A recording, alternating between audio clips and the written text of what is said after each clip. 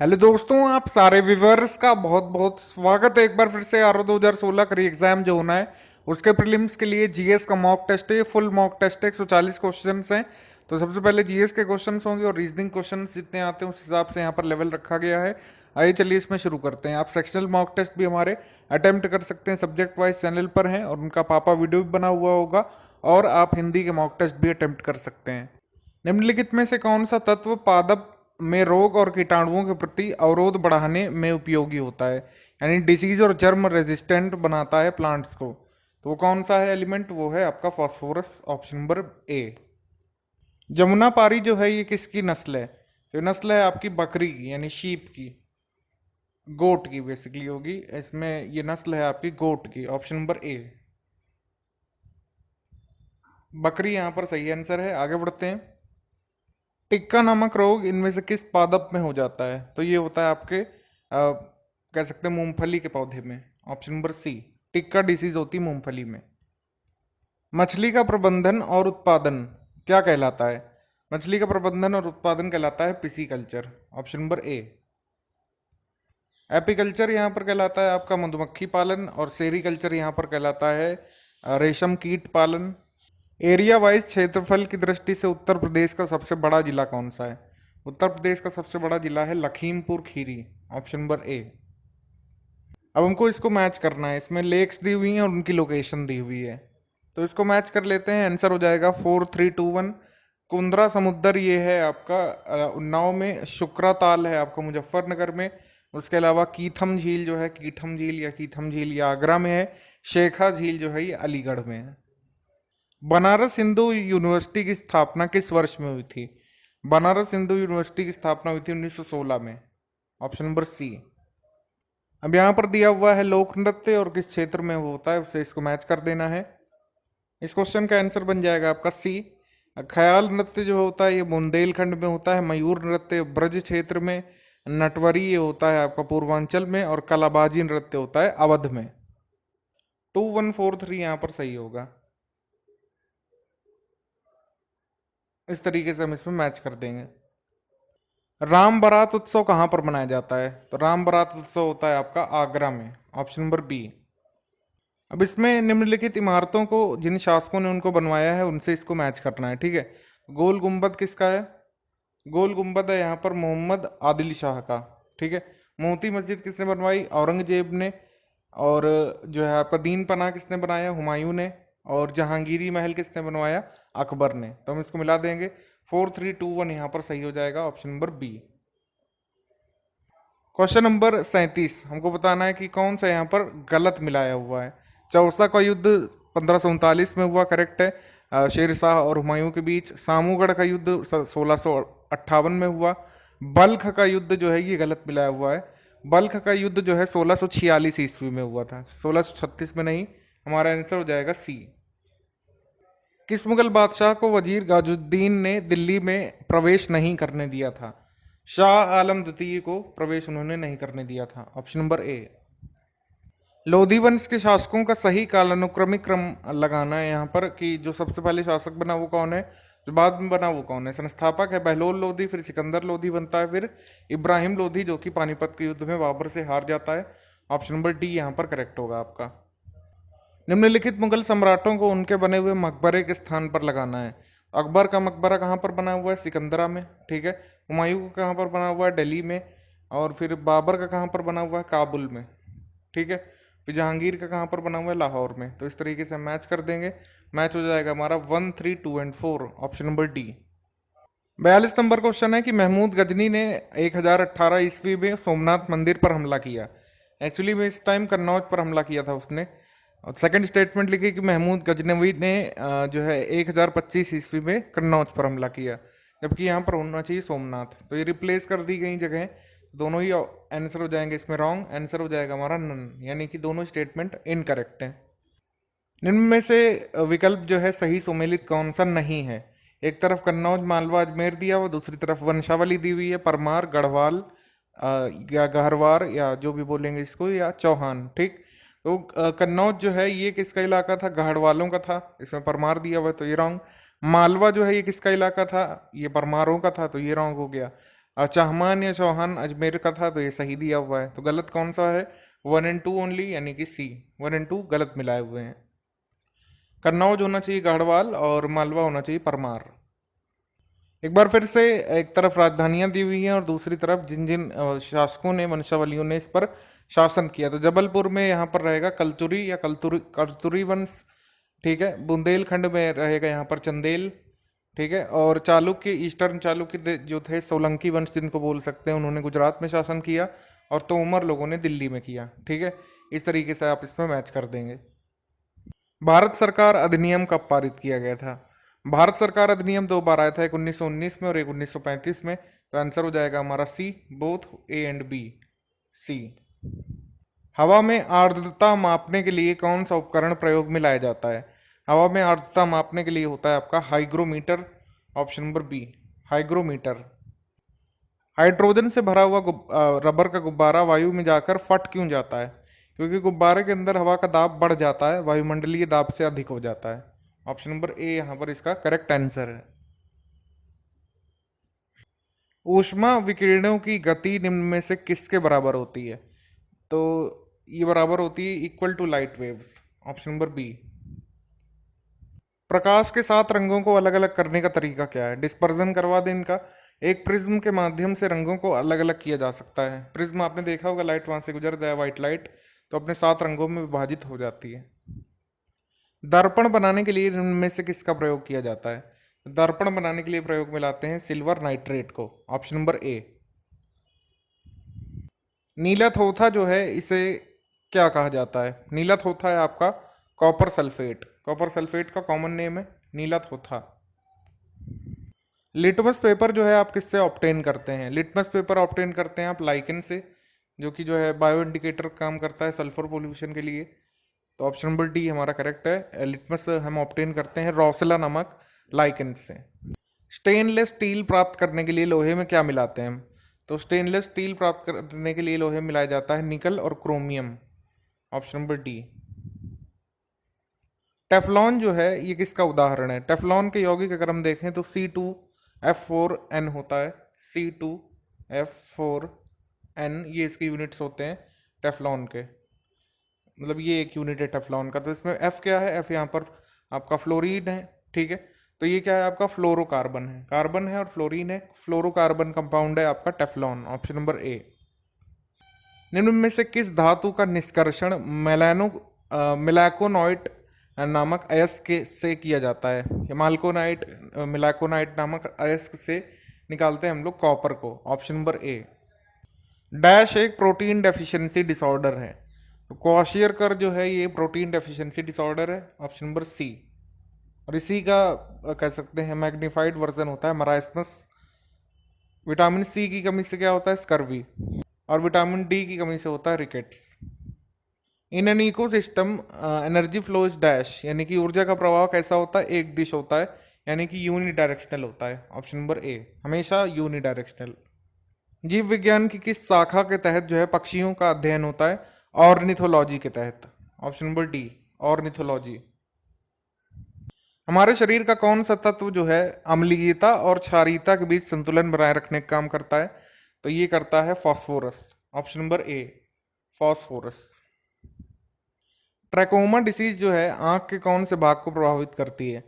Trachoma प्रभावित करती है कॉर्निया को, ठीक है, option number C. Carbon dioxide की सर्वाधिक मात्रा रक्त द्वारा किस रूप में संवाहित होती है? तो कार्बन डाइऑक्साइड की मात्रा रक्त द्वारा संवाहित होती है बाइकार्बोनेट्स के फॉर्म में, ऑप्शन नंबर ए। मच्छर भगाने वाली दवाओं में कौन सा रसायन पाया जाता है? मच्छर भगाने वाली दवाओं में एलिथ्रिन प्रेजेंट होता है। आप देखेंगे जो हिट वगैरह आते हैं आज भी उसमें एलिथ्रिन की मात्रा ही सबसे ज़्यादा होती है, ऑप्शन नंबर ए।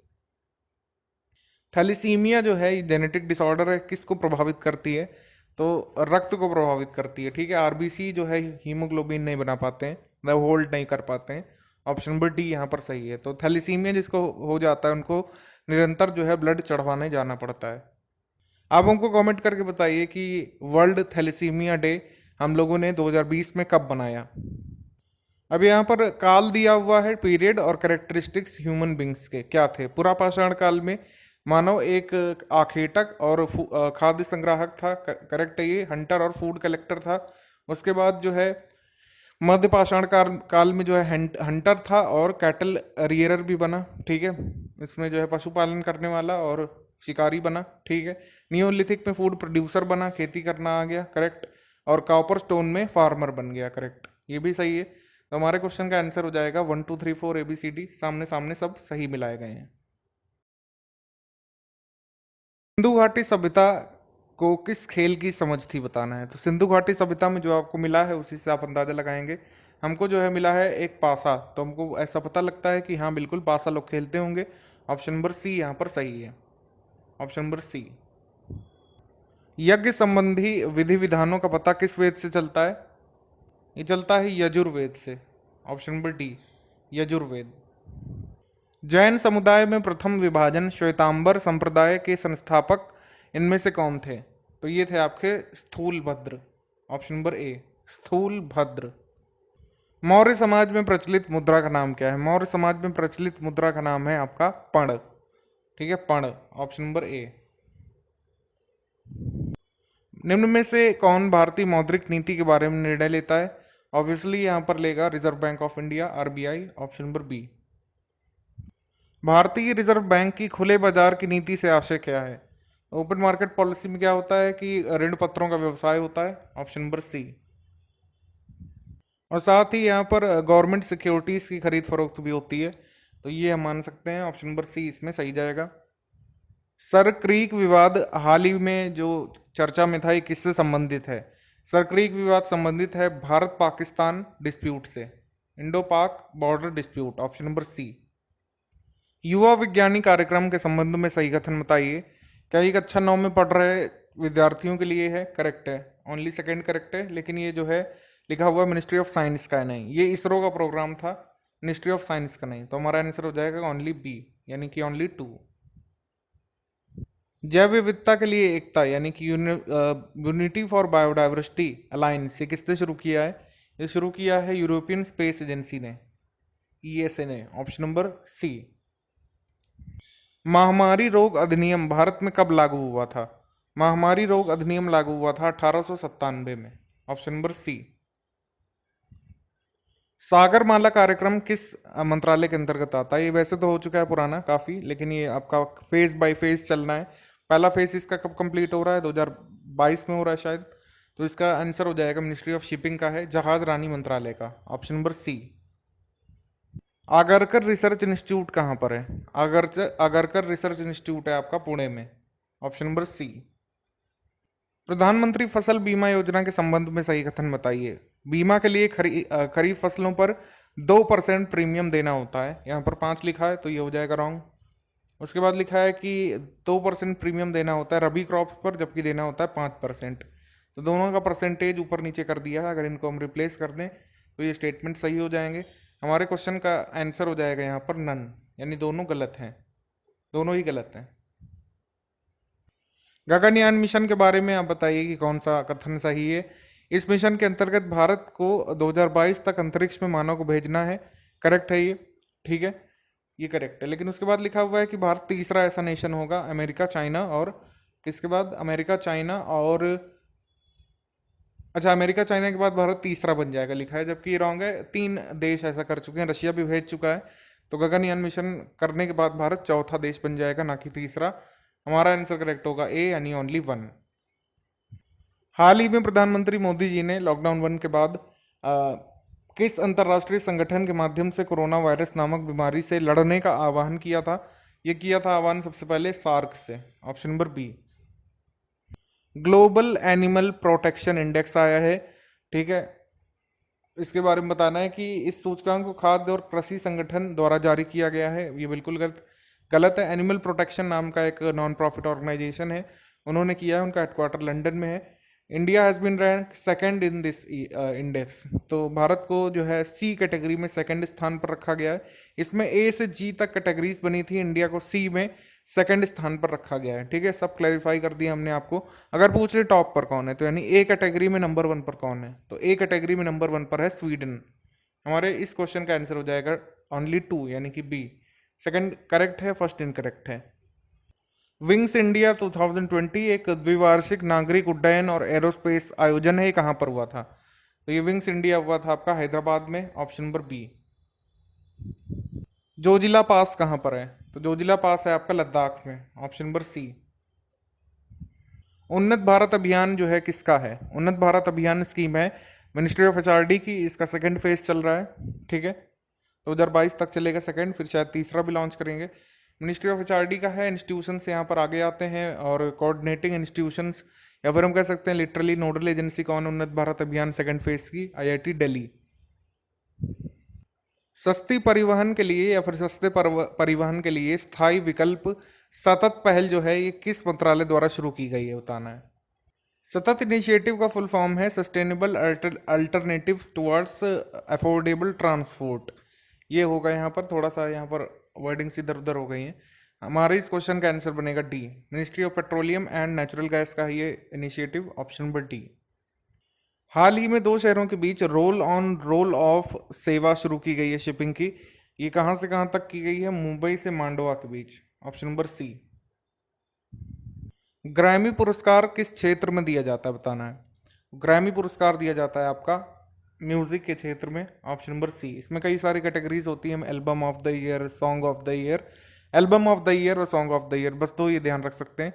बाकी रिकॉर्ड ऑफ द ईयर ये सब ध्यान रखने की जरूरत नहीं है। विश्व ब्रेल दिवस जो है किस तिथि को मनाया जाता है? तो विश्व ब्रेल दिवस होता है आपका 4 जनवरी को, ऑप्शन नंबर ए। हाल ही में किस संस्था ने निमोनिया से लड़ने के लिए न्यूमोकोकल वैक्सीन जारी की है, जिसको डब्ल्यूएचओ ने अनुशंसित कर दिया है? तो ये किसने किया है develop? Serum institute of India ने, जो कि सिचुएटेड है आपका पुणे महाराष्ट्र में, ऑप्शन नंबर बी। हाल ही में किस जिले में केंद्रीय गृह मंत्री ने अमित शाह ने राष्ट्रीय आपदा अनुक्रिया बल अकादमी की आधारशिला रखी है? इस साल की शुरुआत में किया था, नागपुर में आधारशिला रखी गई है, ऑप्शन नंबर डी। निम्न भारतीय राज्यों को नवजात मृत्यु दर वाले राज्यों के बढ़ते क्रम में स्थित करना है, ठीक है। जहां पर मृत्यु दर कम है उसको यहाँ पर पहले रखेंगे। तो सबसे जो कम मृत्यु दर कहाँ पर है? उत्तर प्रदेश में, फिर है ओडिशा में, और फिर है मध्य प्रदेश में। मतलब मध्य प्रदेश में उत्तर प्रदेश ओडिशा के कंपैरिजन में सबसे ज़्यादा मृत्यु दर है, इन्फेंट मोर्टेलिटी रेट है, ऑप्शन नंबर ए यहाँ पर करेक्ट है। निम्न वायसरॉयस जिनके नाम दिए हुए हैं, इनको भारत आगमन के क्रम में व्यवस्थित करना है, जो पहले आया था उसको पहले रखना है। लॉर्ड कैनिंग सबसे पहले आएंगे, फिर लॉर्ड एल्गिन आएंगे, फिर जॉन लॉरेंस आएंगे, फिर लॉर्ड मायो आएंगे। तो अपने आप ही अरेंज है, ये आंसर हो जाएगा 1 2 3 4, ऑप्शन नंबर डी 1 2 3 4। इनका ऑर्डर देख सकते हैं आप, कैनिंग आए थे 1856 के बाद, एल्गिन 1862 के बाद, लॉरेंस 1863 और मायो 1869। निम्नलिखित में से किस भारतीय लीडर को गुरुदेव के नाम से जाना जाता था? गुरुदेव कहते थे श्री रविंद्रनाथ टैगोर को, option number B Rabindranath Tagore. तीन कठिया सिस्टम जो है, तीन कठिया कर पद्धति जो है, ये किस घटना से संबंधित है? तीन कठिया टैक्स और करीब जो है 18 तरह के टैक्स लगाए जाते थे इंडिगो प्लांटर्स के द्वारा, नील किसानों पर लगाए जा रहे थे, ये काफी अमानवीय कर, चंपारण में। तो चंपारण सत्याग्रह हुआ था, फिर गांधी जी वहां पर गए थे जायजा लेने, तो चंपारण सत्याग्रह से संबंधित है ये, ऑप्शन नंबर बी। निम्न कथनों पर विचार करें। कांग्रेस का 1931 का अधिवेशन कराची में हुआ था, और इस सेशन की अध्यक्षता की थी वल्लभ भाई पटेल ने। दोनों स्टेटमेंट यहाँ पर हो जाएंगे सही आपके। फंडामेंटल राइट्स और कंप्लीट इंडिपेंडेंस की मांग, ये सब चीज़ें थी कराची सेशन की मेनली, तो यहाँ पर करेक्ट हो जाएगा C, both correct. East India association का गठन किया था दादा भाई नौरोजी ने, ये सही है, लेकिन ये संस्थान या फिर कह सकते हैं ये संगठन बनाया गया था लंदन में, ना कि कोलकाता में। तो आंसर सही हो जाएगा यहाँ पर आपका ओनली 1। कथन है सितंबर 1932 में पूना समझौता किया गया, और कारण लिखा हुआ है कि सांप्रदायिक निर्णय के अनुसार दलितों के लिए पृथक निर्वाचक मंडल की व्यवस्था की गई थी। तो दोनों ही स्टेटमेंट यहाँ पर करेक्ट हैं, और आर जो है ए को एक्सप्लेन भी कर रहा है, तो आंसर हमारा करेक्ट हो जाएगा ए, यानी A and R both are correct, and assertion A is supported by the reason R. अब यहाँ पर पुस्तकें और लेखक से मिलाना है। तराने हिंद है, ठीक है, तराने हिंद किसकी है, इसको छोड़ देते हैं अभी। भारत भारती किसकी है? मैथिली शरण गुप्त की, ठीक है। उसके बाद युगांतर किसकी है? भूपेंद्र नाथ दत्त की। और रस्त गफ्तार जिसको ट्रुथ टेलर बोलते हैं, दादा भाई नौरोजी का न्यूज़पेपर था। उसके बाद तराने हिंद किसकी बच रही, इकबाल की। तो इस तरीके से इसको मैच कर देंगे हम। आंसर सही हो जाएगा इसमें आपका सी, 4321। भारत में पहली सूती मिल किसने स्थापित की थी? भारत में पहली सूती मिल स्थापित की कवासजी नाना भाई ने, ऑप्शन नंबर बी। हार्टोंग समिति का सृजन 1929 में हुआ। इस समिति की सिफारिशें 1930-31 के प्रचंड आर्थिक अवसाद के कारण लागू नहीं की जा सकी। तो दोनों ही स्टेटमेंट यहां पर करेक्ट हो जाएंगे, बोथ, 1 and 2 बोथ।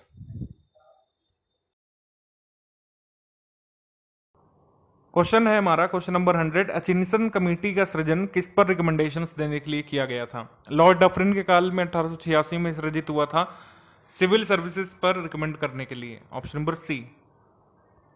कलकत्ता में धर्म सभा की स्थापना किसने की थी? धर्म सभा की स्थापना की थी राधाकांत देव ने, ऑप्शन नंबर बी।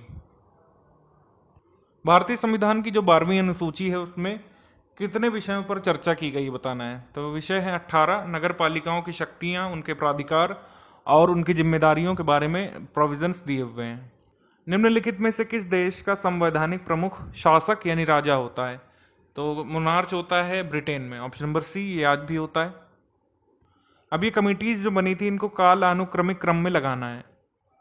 तो सबसे पहले आपका धर आयोग आया था जून 1948 में।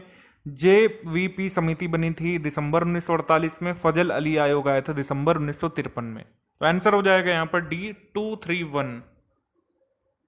संविधान के किस भाग को भारत का मैग्ना कार्टा बोला जाता है? तो भारत का मैग्ना कार्टा बोलते हैं फंडामेंटल राइट्स को, ऑप्शन नंबर ए। द्वितीय पिछड़ा आयोग जो है सर्जित किया गया था मोरारजी देसाई के समय, ठीक है। ये इनकरेक्ट हो जाएगा पहला, क्योंकि इसमें नरसिम्हा राव दिया हुआ है। आयोग की अध्यक्षता BP मंडल ने की थी, ये करेक्ट है। तो हमारा आंसर हो जाएगा फर्स्ट ओनली, यानी कि ए। निम्न में से कौन सा कथन सही है? अनुच्छेद 17 अस्पृश्यता को अंत करने से संबंधित प्रावधान करता है, लेकिन अस्पृश्यता को संविधान में कहीं भी परिभाषित नहीं किया है। करेक्ट है ये दोनों ही चीजें। आंसर हो जाएगा हमारा 1 and 2 बोथ, बोथ करेक्ट। संविधान संशोधन के विषय में निम्न में से कौन सा कथन गलत है यानी असत्य है? अब 4 प्रोविजंस आपको दिख रहे हैं। यदि विधेयक संविधान की संघीय व्यवस्था के संशोधन के मुद्दे पर हो तो इसे आधे राज्यों के विधानमंडलों से भी सामान्य बहुमत से पारित होना जरूरी है, ये करेक्ट है, ठीक है। उसके बाद है कि प्रत्येक सदन में विधेयक को अलग अलग पारित करना आवश्यक है, ये भी करेक्ट है आपका।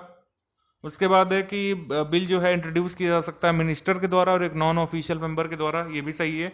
लेकिन प्रेसिडेंट जो है इसको रिकमेंडेशन के लिए, पुनर्विचार के लिए वापस नहीं भेज सकते हैं, ये इनकरेक्ट है। उन्हें जो है अपना एसेंट देना ही होगा। ऑप्शन नंबर सी यहां पर करेक्ट है, मतलब हमारा करेक्ट आंसर है और प्रोविजन इनकरेक्ट है। अंतर्राज्यीय परिषद की स्थायी समिति की अध्यक्षता कौन करता है? ठीक है, तो स्थायी समिति की अध्यक्षता करते हैं गृह मंत्री, home minister, option number D. Financial emergency के बारे में बताना है। वित्तीय आपात की घोषणा को 1 माह के भीतर संसद की स्वीकृति मिलना अनिवार्य होता है, ये करेक्ट है। लेकिन मैक्सिमम लिमिट कोई नहीं है। अगर संसद के दोनों सदन जो है इसको पारित कर देते हैं तो ये अनिश्चित काल तक भी लागू हो सकता है। तो सेकंड हो गया इनकरेक्ट, फर्स्ट हो गया करेक्ट, यानी कि हमारा करेक्ट आंसर है ओनली 1। निम्न में से किस अनुच्छेद के तहत भारत के उपराष्ट्रपति की नियुक्ति की जाती है? भारत के उपराष्ट्रपति की नियुक्ति की जाती है आर्टिकल नंबर 63 के तहत, ऑप्शन नंबर ए। निम्न में से कौन सा अनुच्छेद केंद्रीय मंत्रिपरिषद से संबंधित है? केंद्रीय मंत्रिपरिषद से संबंधित है आपका article number 74, option number D. निम्न में से कौन सा केंद्रीय मंत्रिमंडल के संबंध में सही है? ठीक है, तो इसमें 3 श्रेणियां होती हैं, कैबिनेट मंत्री, राज्य मंत्री और उप मंत्री। तो ये सही है, ऑप्शन नंबर बी। बाकी सारे जो है रॉन्ग है।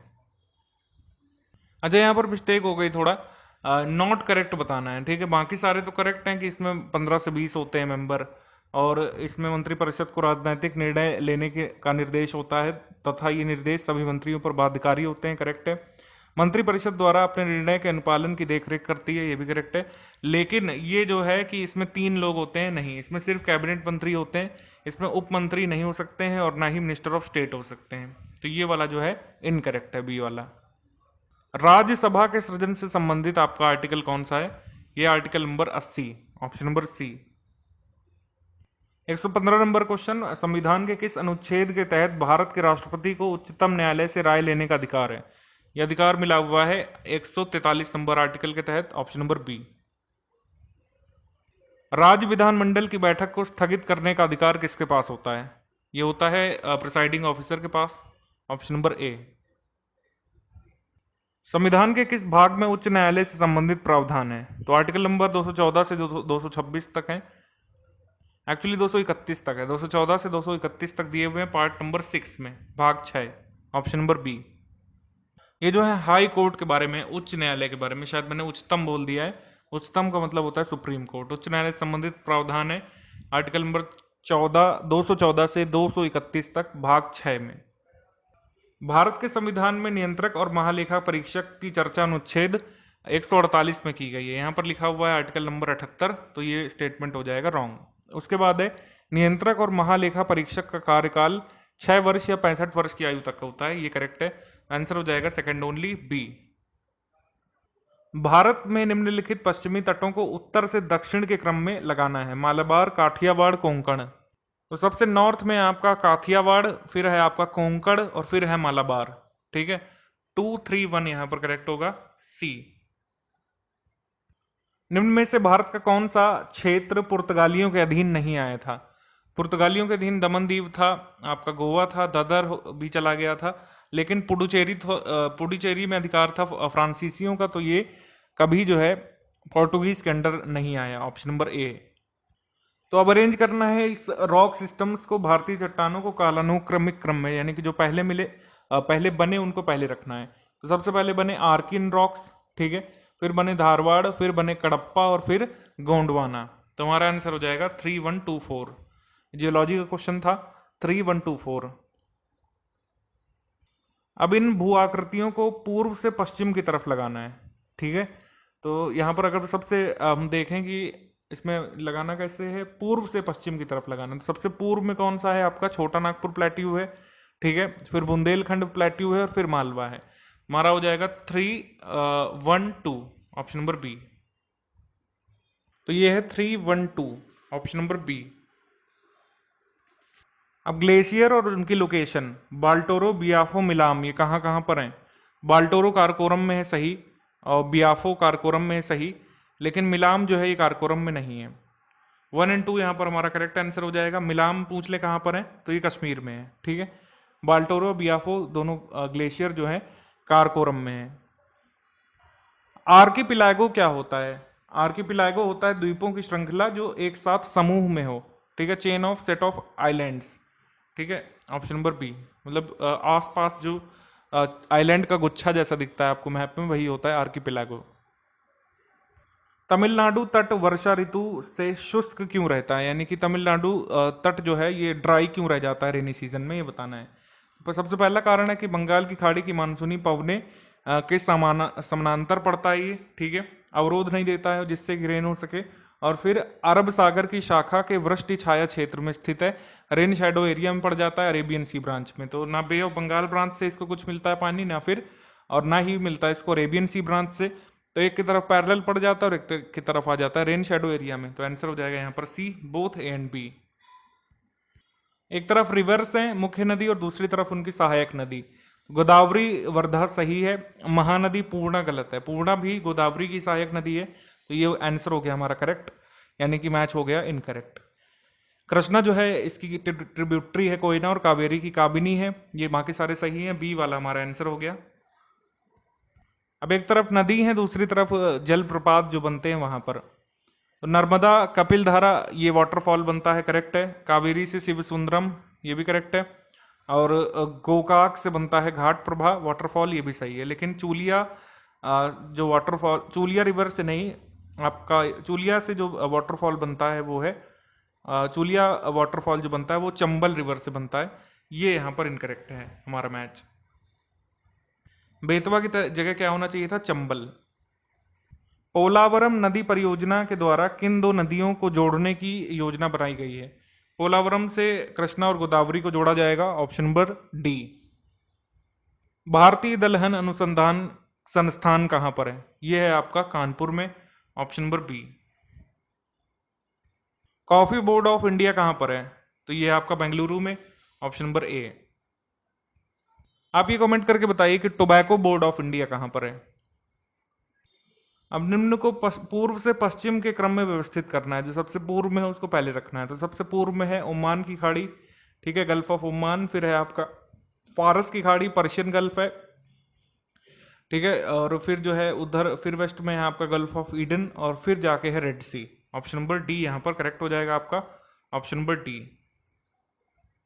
अब देखिए ईस्ट से वेस्ट इसमें अरेंज करना, तो सबसे ईस्ट में क्या है आपका गल्फ ऑफ ओमान है, थोड़ा सा वेस्ट की तरफ गए तो ये पर्शियन गल्फ है, ठीक है। तो ये जो है इधर आप देख रहे हैं हम लोग जा रहे हैं वेस्ट की तरफ, ईस्ट से वेस्ट की तरफ जा रहे हैं। तो गल्फ ऑफ ओमान हो गया, फिर पर्शियन गल्फ हो गया, इधर फिर हो गया आपका गल्फ ऑफ ईडन यहाँ पर, और रेड सी यहाँ पर। तो आपने देखा यहाँ पर भी हम राइट साइड लेफ्ट साइड जा रहे हैं, यानी कि ईस्ट से वेस्ट की तरफ जा रहे हैं। तो आपने देखा हम लोग चले गए यहाँ पर ईस्ट से वेस्ट की तरफ, आंसर हो गया हमारा डी।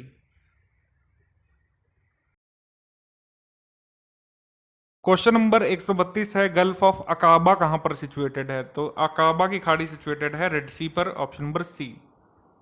यहां पर अगर आप देखें ये है गल्फ ऑफ अकाबा, ठीक है, ये आप नीचे देखेंगे रेड सी भी दिया हुआ है इधर। निम्न में से किस देश की सीमा जो है लाल सागर को स्पर्श करती है, देखते हैं। लेबनान, सीरिया, जॉर्डन, इजिप्ट है हमारे ऑप्शन में। तो यहाँ पर अगर हम देखें सीरिया जो है इधर पर ये टच नहीं हो रहा है रेड सी से बिल्कुल। उसके बाद जॉर्डन भी रेड सी से टच नहीं हो रहा है, ठीक है, जॉर्डन गया, सीरिया गया, इजिप्ट टच हो रहा है, ठीक है। इजिप्ट अगर हम देखें ये टच हो रहा है बिल्कुल इधर से, रेड सी इधर है, ये टच कर रहा है इससे। लेबनान सबसे ऊपर है, मेडिटेरेनियन सी को टच कर रहा है आपका, इससे रेड सी से कोई लेना देना नहीं है। तो हमारे क्वेश्चन का आंसर बनेगा इजिप्ट। इजिप्ट या मिस्र, इसका आंसर होगा बी। निम्न में से कौन सा देश निम्न में से कौन सा देश की सीमा समुद्र से नहीं लगती है। तो इसमें जो है जिस देश की सीमा समुद्र से नहीं लगती है वो है Zambia, option number D. Eritrea, Ethiopia, Somalia, Djibouti ये बनाते हैं हॉर्न ऑफ अफ्रीका, और हॉर्न ऑफ अफ्रीका जरूर सी को टच करता है अगर आपने मैप में देखा हो। ज़ैम्बिया टच नहीं करता किसी भी सी को। ज़ैम्बिया लैंड लॉक्ड है, तो ये किसी भी वाटर बॉडी को टच नहीं करता। केंद्रीय भूमि संरक्षण बोर्ड की स्थापना कब की गई थी। इसकी स्थापना हुई थी 1953 में, option number C. Twin cities के नाम से किसे जाना जाता है। तो हैदराबाद और सिकंदराबाद जाने जाते हैं ट्विन सिटीज के नाम से, option number C. Sorrow of Bengal के नाम से कौन सी रिवर जानी जाती है। तो बंगाल का शोक कहा जाता है दामोदर को, ठीक है, ऑप्शन नंबर डी। कोसी नाम की एक रिवर है, उसको सौरो ऑफ बिहार कहा जाता है। इन्वायरमेंट में आपने पढ़ा होगा अगर आप बहुत ध्यान से इन्वायरमेंट पढ़े एनसीईआरटी में, कि हम कह सकते हैं टेरर ऑफ बंगाल करके एक स्पीशी होती है, उसका नाम क्या है बता सकते हैं आप कमेंट करके। टेरर ऑफ बंगाल काफी इन्वेसिव स्पीसीज होती है, बोला जाता है उसको बंगाल में टेरर ऑफ बंगाल। अगला क्वेश्चन, भारतीय वन स्थिति रिपोर्ट द्विवार्षिक रूप से 1987 से प्रकाशित हो रही है। यहाँ पर लिखा है 1988, तो ये स्टेटमेंट हो गया रॉन्ग। और ये 16वां एडिशन इसका आया था 2000, मतलब लेटेस्ट जो भी आया 2019 का, वो है 16वां एडिशन, ये करेक्ट है। तो आंसर हो जाएगा यहाँ पर बी, ओनली 2। भारतीय वन सर्वेक्षण का मुख्यालय कहाँ पर है। तो headquarters of forest survey of India है देहरादून में, ऑप्शन नंबर सी। निम्न में से किस दशक को संयुक्त राष्ट्र महासभा ने जैव विविधता दशक के रूप में घोषित किया था। ये घोषित हुआ था 2011 से 2020 के लिए, ऑप्शन नंबर बी। इसके बाद हम लोग बात करेंगे रीजनिंग सेक्शन के बारे में। तो पहला क्वेश्चन है नंबर 1। मनीष ने किसी दिन यात्रा प्रारंभ की। मान लीजिए यहाँ से वो चलना शुरू करता है किसी भी डेस्टिनेशन के लिए, और 145 दिन बाद ये वापस ओरिजिनल पोजीशन पे आ जाता है 145 दिन बाद। और जिस दिन वो वापस आता है उस दिन ट्यूसडे पड़ता है, मंगलवार होता है उस दिन। तो बताइए किस दिन वो घर से चला था। तो सबसे पहले अगर आज मंगलवार है तो 10 हफ्ते बाद क्या होगा, फिर से मंगलवार होगा। इन्फानाइट हफ्ते बाद भी मंगलवार ही होगा। तो यहाँ पे जो 7 डेज़ का ग्रुप होता है ना, जिसे हम वीक कहते हैं, उसे इग्नोर कर सकते हैं क्योंकि डेज़ रेपिटेटिव होते हैं, कोई भी दिन 7 दिन बाद रिपीट हो जाएगा। तो 145 दिन को हफ्ते में कन्वर्ट करने के लिए 7 से डिवाइड करते हैं, 20 सत्ते 140, पूरा कट गया, 5 बच गया। तो हमें ये पता है कि 145 का हमें गैप लेना है, लेकिन 145 में से 140 का तो गैप लेने की ज़रूरत ही नहीं है। 140 जो है वो 7 से कट जाता है, इस वजह से सिर्फ 5 दिन का गैप लेंगे। तो हमें ये पता है इसके बाद कि 145 दिन बाद वापस आया है, इसका मतलब 145 दिन पहले निकला होगा, यानी 5 दिन पहले निकला होगा। तो मंगलवार से 5 दिन हमें कम करना पड़ेगा। अगर हम 7 दिन कम कर दें पूरे पूरे तो वापस मंगलवार पे पहुंच जाएंगे, लेकिन सिर्फ 5 ही दिन कम करने हैं, इसलिए यहाँ पे मंगलवार से 2 दिन बढ़ाना होगा। तो आंसर आ जाएगा थर्सडे। ट्यूसडे से 2 दिन बाद क्या होता है? थर्सडे। तो वो इसका मतलब थर्सडे को निकला होगा, गुरुवार को। ऑप्शन सी।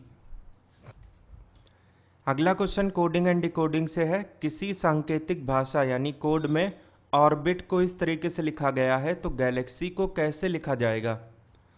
ORBIT, orbit. न्यूमेरिकल इक्विवेलेंट लिख लेते हैं इसके, 15, 18, B2, I9, T20। इसका कोड है YNGWT और इसके न्यूमेरिकल इक्विवेलेंट है 25, 14, यहाँ 7, W 23 और T होगा 20। तो 15 और 25 के बीच में 10 का गैप है, तो इतना बड़ा गैप नहीं लिया जाता है जनरली। तो इस O को इस T से कंपेयर करा देते हैं। तो 15 से 20 मतलब +5, 18 से 23 +5 अगेन, ऐसे ही 2 से 5 ऐड करेंगे तो 7 बन जाएगा, 9, 5, 14 और 20, 5 फिर से 25। तो आपको 5, 5 का गैप लेके आगे बढ़ना था। इसमें हमें बताना है गैलेक्सी का, GLAXY, 7, 12, 1, 24 और 25। तो 7, 5, 12, 12 का मतलब L, आखिरी में क्या होना चाहिए? L। कहाँ पे नहीं है? B में, तो इसको यहीं डिस्कार्ड कर दिया हमने। 12, 5, 17, 17 मतलब Q। आखिरी में आपको QL चाहिए, इधर है और इधर है, इधर तो नहीं है ना C में, इसको भी डिस्कार्ड कर दिया। उसके बाद 1 और 5, 6, 6 का मतलब F। तो Q से पहले हमें चाहिए F, Q से पहले F एक तो यहाँ है और दूसरा यहाँ भी है। थोड़ा और सॉल्व करना पड़ेगा। ये 24, 5, 29, 29 में 26 इग्नोर हो जाएगा, 3 बच जाएगा, बिकॉज 26 तो लेटर होते ही हैं इंग्लिश अल्फ़ाबेट में। 3 का मतलब C, तो F के पहले हमें चाहिए C। F के पहले C इधर है, इधर नहीं है, तो एक ही ऑप्शन बचता है D। इसको टिक करेंगे और आगे बढ़ेंगे। एक आदमी 2 किलोमीटर पूर्व की तरफ जाता है। यहाँ से उसने अपनी जर्नी चालू करी 2 किलोमीटर ईस्ट में, मतलब दाहिने साइड में। ये 2 किलोमीटर्स हुआ। इसके बाद वो यहाँ पे रुक गया है। फिर वह 10 किलोमीटर दक्षिण की ओर जाता है। यहाँ से दक्षिण मतलब नीचे, ये डिस्टेंस हुआ 10। फिर वह पूर्व की ओर 4 जाता है, ये हो गया पूर्व की ओर 4। और अंत में 18 किलोमीटर उत्तर, इस पॉइंट से ऊपर यानी उत्तर। ये 18 किलोमीटर जाना है, तो 10 तो ये हो गया, बाकी का 8 ये ऊपर हो गया। ये डिस्टेंस हुआ 8 किलोमीटर, बिकॉज ये 10, 8, 18 था डिस्टेंस। और ये लाइन अगर मैं ज्वाइन कर दूं तो ये इसके पैरेलल है, ये 4 है तो ये भी 4 होगी। ये 4 और 2, ये कुल मिला के ये डिस्टेंस होगा 6। हमें बताना है आरंभिक बिंदु से कितना दूर है, मतलब इनिशियल पोजीशन और फाइनल पोजीशन के बीच का डिस्टेंस। ये लाइन हमें ज्वाइन करनी पड़ेगी। ये एंगल 90 है, ये 8 है, ये 6 है, तो ये 10 है।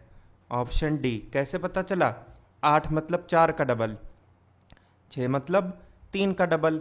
हमें पता है राइट एंगल ट्राइंगल में ट्रिपलेट होती है 3, 4, 5, तो 3 पता है, 4 पता है, तो बस बाकी क्या रह गया? 5। लेकिन हम 3, 4 का डबल डबल ले चुके हैं, इस वजह से 5 का भी डबल लेना पड़ेगा, 10। Option D. मंच पर एक पुरुष की ओर इशारा करते हुए रीता ने कहा, वह मेरे पति की पत्नी की पुत्री का भाई है। तो बस स्टेटमेंट को ब्रेक कर लीजिए, आसान सा है। अगर कोई औरत, जैसे ये रीता हैं तो ये फीमेल हैं, ये कहती हैं मेरी पति की पत्नी, यानी वो स्वयं की बात कर रही हैं, तो मेरे पति की पत्नी को मेरी रिप्लेस कर दीजिए। मेरी पुत्री का भाई, यानी मेरा पुत्र, अपनी बेटी का भाई आपका बेटा ही तो होता है, तो मेरा पुत्र, तो उनके कहने का मतलब है कि जो मंच पे डांस कर रहा है वो उनका पुत्र है। मंच पर उपस्थित उस पुरुष का रीता से क्या संबंध है, तो वह उसका पुत्र है। Option A, son. If B is a mother of A, B जो है मदर है, इस वजह से फीमेल है, किसकी, तो ए की। अब ए जो है बी के बेटे भी हो सकते हैं, बेटी भी, इनका जेंडर फिलहाल डिसाइड नहीं है। ए सन इज सी, ए का जो बेटा है उसका नाम सी है, बेटा है तो मेल होगा, इसीलिए प्लस का sign. E's brother is D, E और डी अभी दोनों नहीं पता तो इसको इग्नोर करिए। बीज डॉटर इज ई, बी की जो बेटी है उसका नाम ई है, तो बी की एक और संतान है ए फिलहाल, तो ए और ई ये दोनों सिबलिंग होंगे, जहाँ पे जो ई है वो डॉटर है, इस वजह से फीमेल। ए का जेंडर अभी भी डिसाइडेड नहीं है। अब पिछले स्टेटमेंट पे वापस चलते हैं।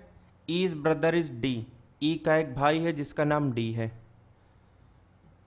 Then who is D's grandmother, who is D's grandmother नहीं, who is E's grandmother, Hindi में देख लीजिए। डी की ही दादी पूछा है, सॉरी डी की दादी पूछा है। यहाँ पे कंफ्यूजन हो गई, B is the mother of A नहीं था, B is mother is A mummy है, बी उनकी संतान है। ए सन इज सी, ये होगा इसमें, सी जो है वो ए का बेटा है। ईज ब्रदर इज डी, अभी नहीं पता ई और डी किधर है। B is daughter is E, B की जो बेटी है वो ई है। अब वापस चलिए, ई का भाई डी होगा, डी हो गया। हमसे डी की दादी पूछा था, तो ये दोनों डी के माता पिता हैं, इनके ऊपर इनकी माँ है, तो डी की दादी कौन होंगी, ए होंगी। Option A. अगला क्वेश्चन मैथमेटिकल ऑपरेटर से है। इसके लिए सबसे पहले सारे नंबर लिख लेने चाहिए। 18, 12, 4, 5 और 6। 18, 12 के बीच में क्यू है जिसका मतलब है इनटू करना है। 12 और 4 के बीच में पी है जिसका मतलब है डिवाइड करना है। ऐसे ही 4 और 5 के बीच में आर है, आर का मतलब है प्लस करना है, और बाकी 5 और 6 के बीच में एस है, इसका मतलब है माइनस करना है। सॉल्व कर लेते हैं इसको। 18 तियाई 54, 54 प्लस 5 59 में से 6 गया 53। Option C. एक चिड़ियाघर में शुतुरमुर्ग और जेब्रा हैं। ये शुतुरमुर्ग हैं और ये है जेब्रा। हम पैर की बात कर लेते हैं पहले। शुतुरमुर्ग में 2 पैर होते हैं और जेब्रा के होते हैं 4। हर एक शुतुरमुर्ग का 2 पैर होता है और हर एक जेब्रा का 4 पैर होता है। गणना करने पर उनके 40 सिर नजर आए और उनके पैरों की संख्या 100 है। बताइए वहाँ कितने शुतुरमुर्ग हैं। तो आसान सा सवाल है।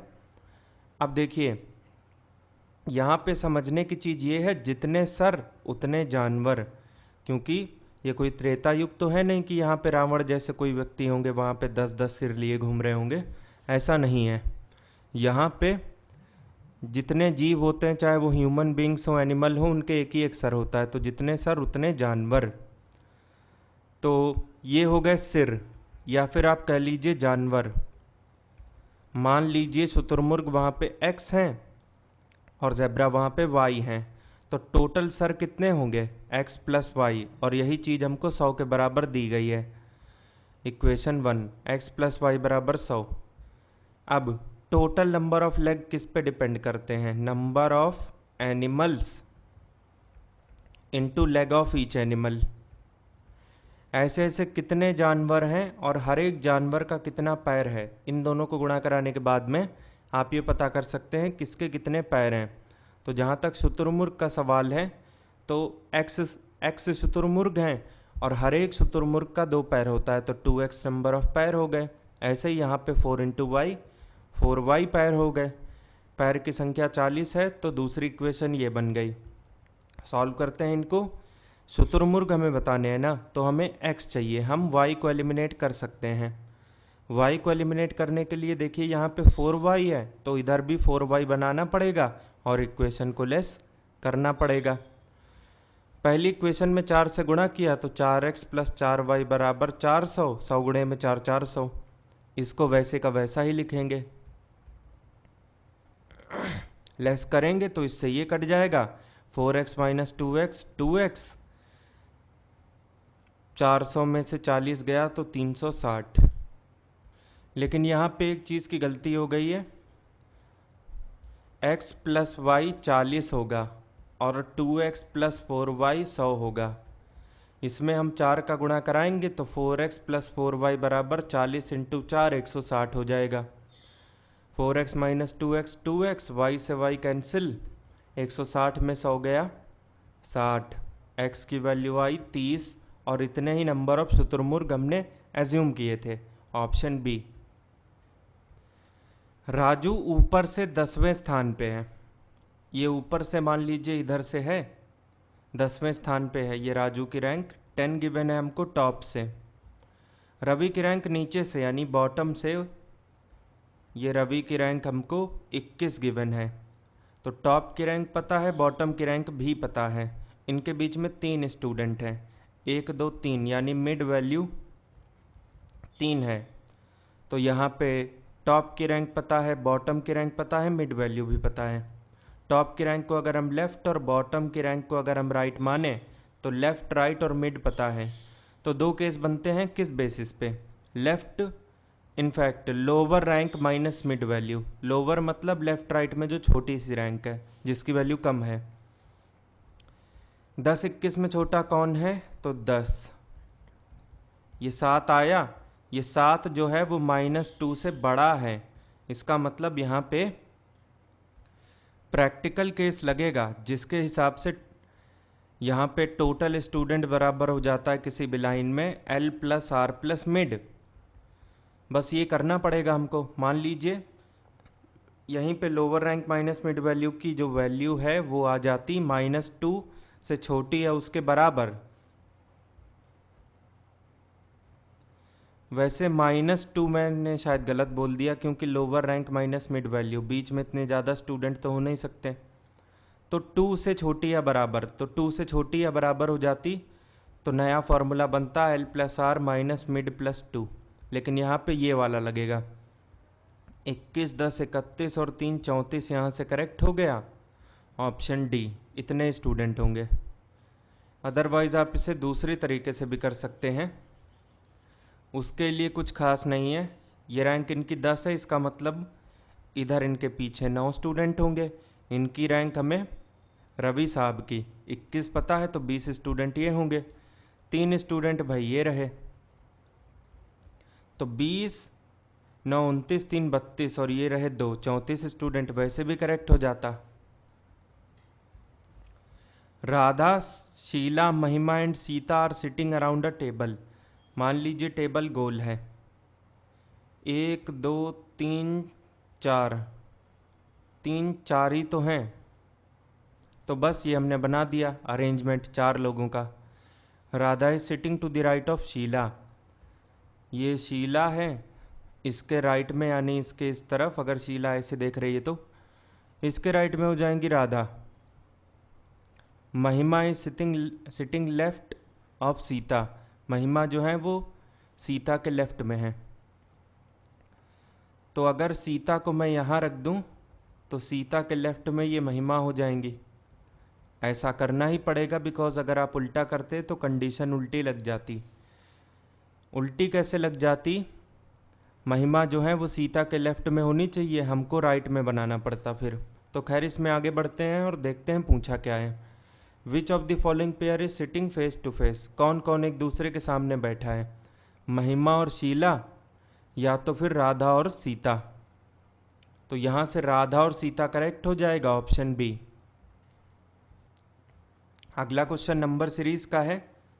3 डिजिट के नंबर से शुरुआत हुई है और चारों ऑप्शन में आप देख लीजिए 3 डिजिट के नंबर से ही अंत भी होना है।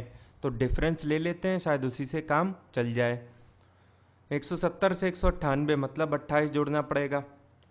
198 से 228 यानी 30 जोड़ना पड़ेगा। 28 से 260 32 जोड़ दिया, तो पहले 28 जोड़ा, फिर 30 जोड़ा, फिर 32।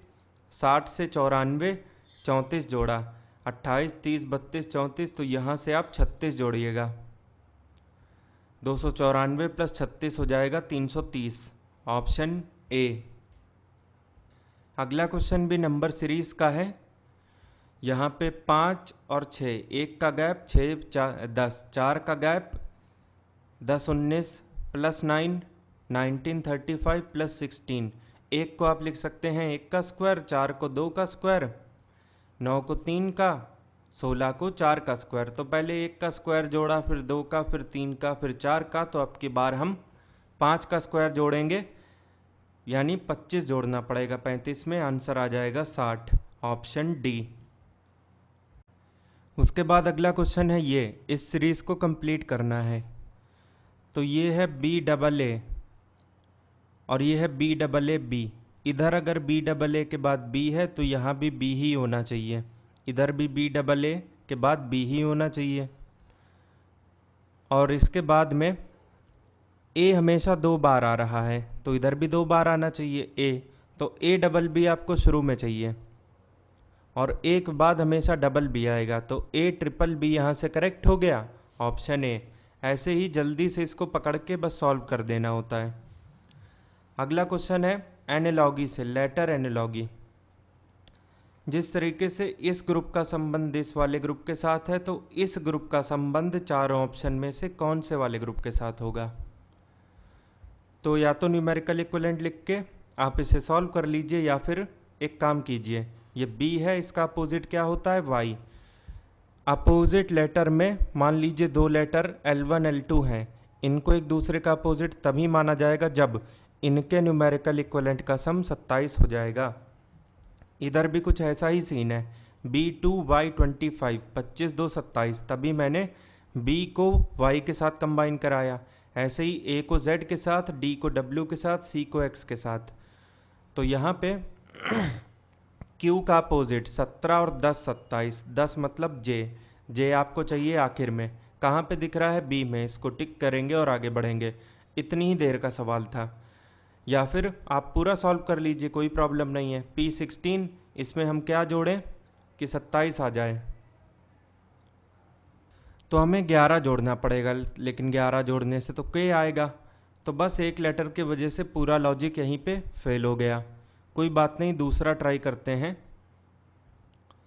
B को आप 2 लिख सकते हैं, ये तो पता है, लेकिन अगर इसमें 26 जोड़ दें तो ये क्या बन जाता है? 28, और x तो होता ही 24 है, तो -4। ऐसे ही A को आप 27 लिख सकते हैं, W 23 होता है, तो फिर से -4। D को आप लिख सकते हैं 30, और ये Z तो होता ही 26 है, तो -4।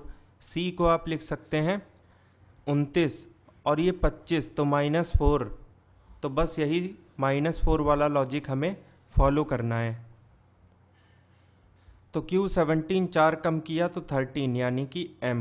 P16 4 कम किया तो L। S19 4 कम किया तो O। R18 4 कम किया तो N। MLON यहाँ से करेक्ट हो गया, जो कि किसी भी ऑप्शन में नहीं है, तो इसका आंसर हो गया MLON। दो संख्याओं का योग 24 है और उनका गुणनफल 143। अगर दो संख्याएं x और y हैं तो x प्लस वाई 24 है और x इंटू वाई 143 है। हिट एंड ट्रायल से x और y निकाल दीजिएगा, क्या निकल सकता है? अगर x 13 हो जाए, y 11 हो जाए, तो 13 11 24 हो जाए, 13 गुणे में 11 143 हो जाए। आप चाहें तो x 11 और y 13 भी रख सकते हैं, कोई फ़र्क नहीं पड़ता, लेकिन कॉम्बिनेशन तो 13 और 11 का ही होगा। उनके स्क्वायर का sum 13 square plus 11 square 169 plus 121 290, option C. दो संख्याओं के वर्गों का योग 80 है और उनके अंतर का वर्ग 36 है। स्क्वायर का सम, अगर एक संख्या x है दूसरी y, तो इसका स्क्वायर x स्क्वायर और दूसरी वाली का y स्क्वायर होगा। इनको ऐड कीजिएगा तो 80 आएगा। अगर मान लिया जाए एक्स वाई से बड़ा है तो स्क्वायर का डिफरेंस यानी X square minus Y square होगा जो कि 36 है। लेस कीजिएगा तो वाई स्क्वायर से वाई स्क्वायर कैंसिल होगा, 80 और 36 होगा 116।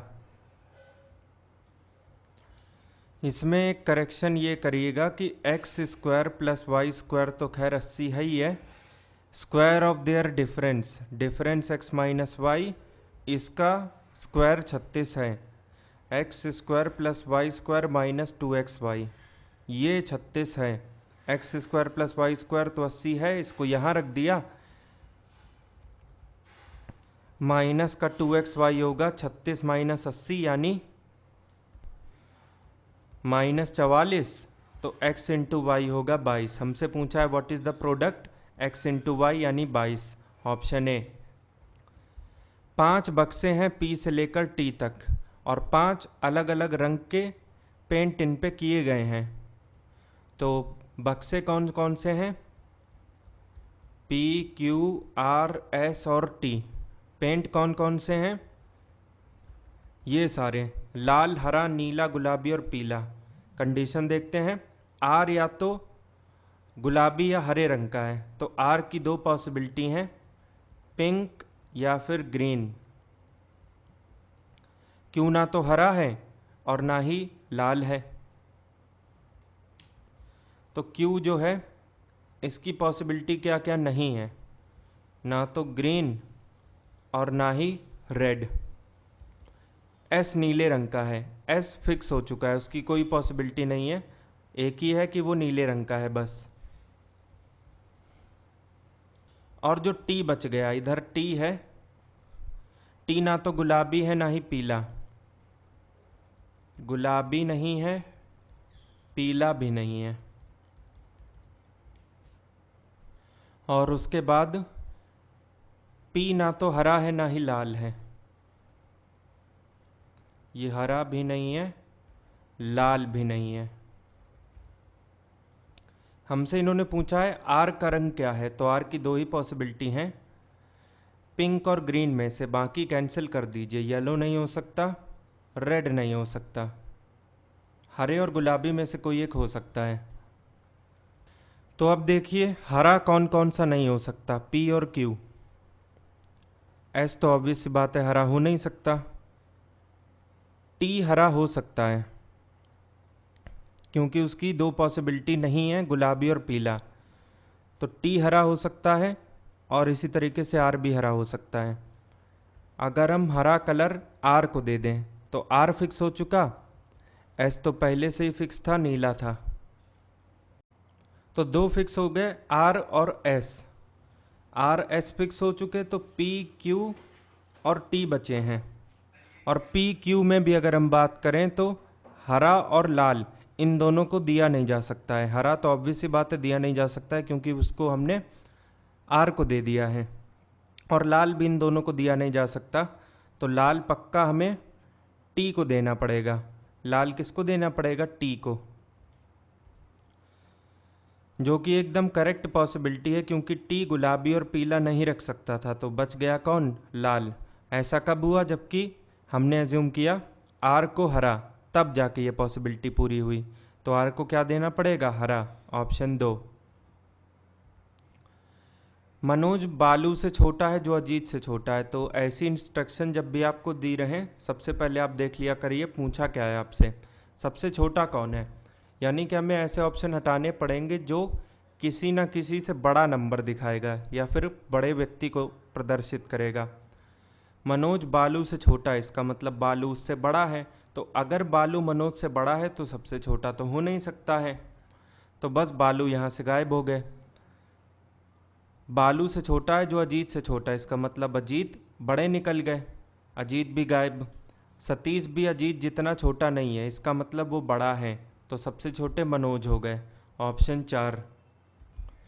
2 घंटे का समय एक दिन का कितना परसेंट है? तो एक दिन में होते हैं 24 घंटे, 2 घंटे बताइए कितना परसेंट है? 100 से गुणा करिए, ये 12 बार में गया, ये 6, ये 50, ये 25, ये 3, 25/3% यहाँ से करेक्ट हो गया, ऑप्शन बी।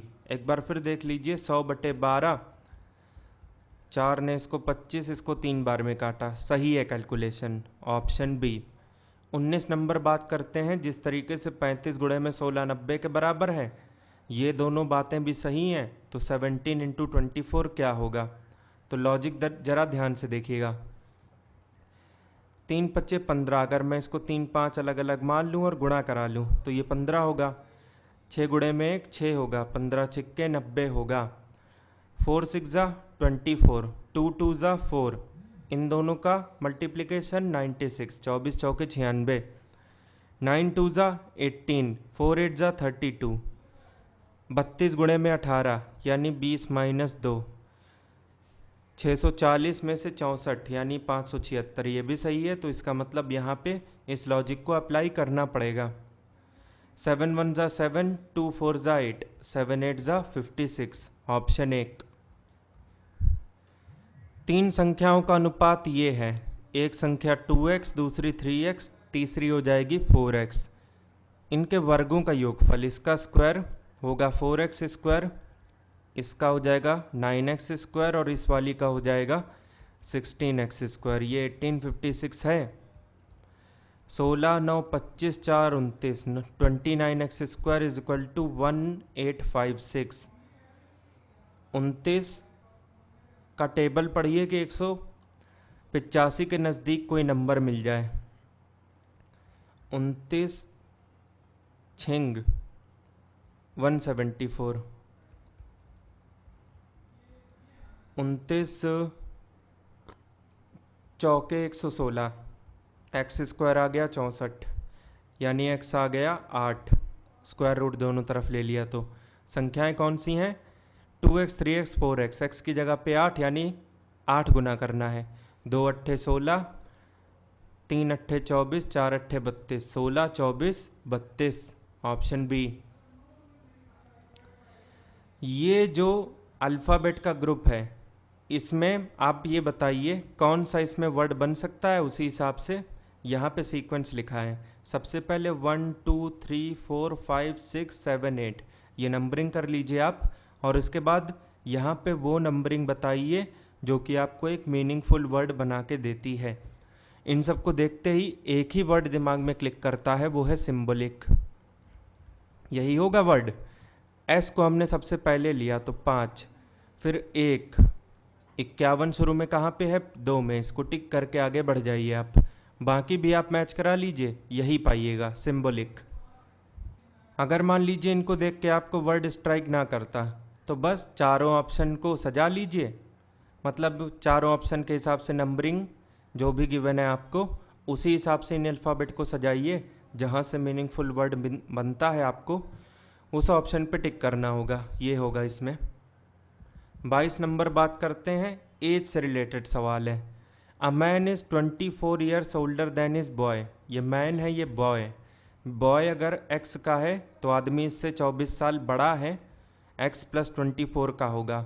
इन 2 ईयर्स, 2 साल के बाद, इसमें 2 साल जोड़िएगा तो x + 26 होगा, इसमें जोड़िएगा तो x + 2 होगा। हिज एज, x + 26 किसके बराबर होगा? Twice the age of boy, 2 times of x + 2 यानी 2x + 4, x बराबर आया 22। Find the present age of the boy, x यानी 22 साल, ऑप्शन डी। 2 ईयर्स अगो, ये है 2 साल पहले यानी -2। A man was 6 times older than his son, 6 गुना ज़्यादा बड़ा है। 6 टाइम्स ओल्डर देन, यहाँ पे लिखा है 6 गुना बड़ा है, तो हिंदी मीडियम वाले को प्रेफरेंस देंगे। ये है मैन और ये है सन। सन अगर x है तो ये होगा 6x। इन 18 ईयर्स, 18 साल बाद, 2 साल बाद का देखिए ना प्रेजेंट, तो पहले प्रेजेंट पे जाते हैं, 2 साल बढ़ाना पड़ेगा दोनों की एज। अब यहाँ से 18 साल बात करिए, इसमें 18 जोड़िएगा तो 6x + 18 2 20, x + 18 2 20, ये होगा। He will become twice the age of his son, 6x + 20 बराबर 2x + 40, 4x = 20, x बराबर 5। What is the percentage of man and son, तो सन की होगी 5 2 7, 6 पंजे 30 2 32, पिता की 32, सन की 7, ऑप्शन ए। एनालॉगी का सवाल देखिए 24 नंबर में, ए बी अगर 1 2 3 है, सी डी अगर 4 5 6 है, तो क्या होगा, कौन सा ऑप्शन इसमें सही होगा। देखिए ये है ए बी और ये है सी डी, मतलब लगातार होने चाहिए। ये पी क्यू, यहाँ पे आर एस होना चाहिए जबकि एस टी है, ये गलत है। ई एफ जी एच ये हो सकता है, जे के एल एम ये हो सकता है, पी क्यू आर एस ये नहीं हो सकता है। 1 2 3 4 5 6, तो यहाँ पे 3 4 5 6 7 8 होना चाहिए, 3 4 5 6 7 8, ऑप्शन 3। जिस तरीके से सी को 24 लिखा जाता है, हॉट को 38 लिखा जाता है, तो फियर को क्या लिखेंगे। सी का न्यूमेरिकल इक्विवेलेंट वैसे तो 3 होता है, लेकिन यहाँ 24 कैसे आया, वो ऐसे आया कि 27 - 3, यानी कि जो भी अल्फ़ाबेट है आपको उसका न्यूमेरिकल इक्विवेलेंट नहीं लेना, 27 माइनस न्यूमेरिकल इक्विवेलेंट ये लेना है। ऐसे ही हॉट में अगर आप देखें H8 O15 T20, लेकिन 27 - 8 19, 27 - 15 12, 27 में से 20 गया 7, 19 12 31 7 38, वही दिया है। इसी लॉजिक को आगे भी अप्लाई करेंगे। फियर 6 5 1 18, 27 में 6 गया 21, 27 में 5 गया 22, 27 में 11 गया 16, इसी तरीके से 27 में 18 गया 9, 20 का डबल 40, 2 और 1 3, 43, 16 59, 27 में वैसे ये ए 1 है, सॉरी ये 11 गलती से लिख गया, ये 1 है, ये 26 होगा। अब आ जाएगा इसमें 78 इन सबको जोड़ने पे, ऑप्शन 3। लास्ट क्वेश्चन देखेंगे रीजनिंग का। किसी क्लास के 72% स्टूडेंट्स ने जीव विज्ञान लिया और 44% ने मैथ्स लिया। ये हैं बायो वाले, ये हैं मैथ्स वाले, और ये बीच में वो लोग आएंगे जो कि मैथ्स बायो दोनों लिए हैं। अगर 72 और 44 आप जोड़ें तो 7 4 11 और 4 और 2 6, 116% होता है, जबकि क्लास की स्ट्रेंथ ही 100% होती है मैक्सिमम। तो ये बाकी के जो एक्स्ट्रा 16% हैं ये कौन हैं, ये वही लोग हैं जिन्होंने 16%, वही लोग हैं जिन्होंने दोनों मैथ्स और बायो लिए हुए हैं। तो बीच में आएंगे 16, बायो वाले 44 थे जिसमें से 16 यहीं पे आ गए, तो अंदर कितने बचे, 44 - 16 यानी 28।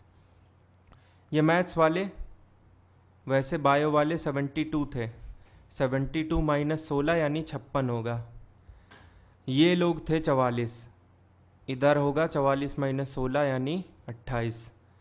अगर हम अंदर अंदर की सारी वैल्यूज़ जोड़ लें, लेकिन जोड़ना भी है कि नहीं वो आगे पढ़ते हैं। 40 छात्रों ने दोनों विषय लिए, दोनों विषय कितने परसेंट ने लिए, 16% ने। छात्रों की कुल संख्या क्या है, 100%, तो बस 16% दे के 100% पूछ लिया। क्रॉस मल्टीप्लाई करेंगे, क्वेश्चन मार्क की वैल्यू निकालेंगे तो 40 गुणे में 100 बटे में 16 आ जाएगी। 8 2 ज़ा 8 5 ज़ा 250 ज़ा 50 पंजे 250, इतने ही स्टूडेंट हैं, ऑप्शन ए।